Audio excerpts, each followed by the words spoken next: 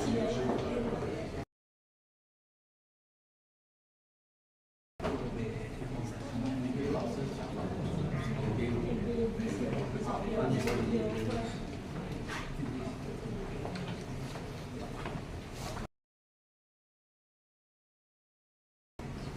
stand next to Professor.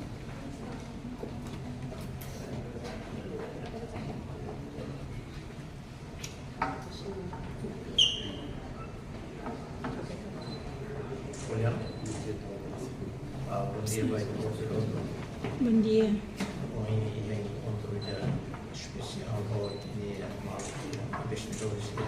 investidores e China, Hong Kong, Singapura e a área agricultura e a área finanças e a área aviação é mesmo algo que se chama e encontro lidera os primeiro-ministro, acompanha o vice-primeiro-ministro primeiro, ministro das Finanças, ministro dos Obras Públicas, ministro do Planeamento e Investimentos Estratégicos.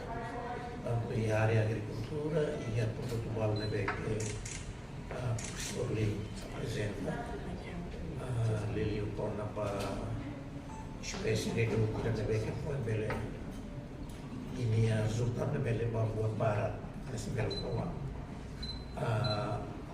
Vai ter animal Samaria é na categoria de sítios e você investiu você Ministério do Ivan e interessado em área de aviação, vamos investimento financeiro, senhor Teles, né? Discutelo, mas é assim que você tem, o governo estabeleceu na Banco de Desenvolvimento Nacional e a Ministério da área bom e vai ser a minha participação e a desenvolvimento financeiro, por bela ajuda a pequenas ou médias empresas, que nem mulher colher, muito pouco primeiro-ministro, uma caneta, colher agora.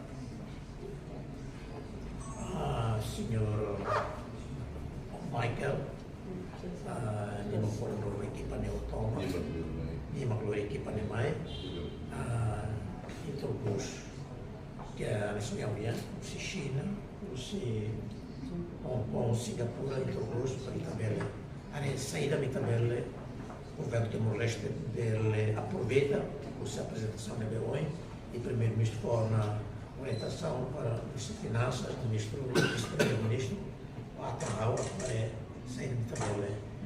E a discussão posterior para a saída da medicina dele mais ajuda e a áreas de Becoia medicina.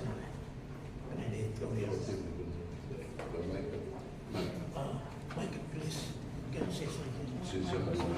Yeah. Thank you very much for the attendance of the Prime Minister, Vice Prime Minister, and the ministers.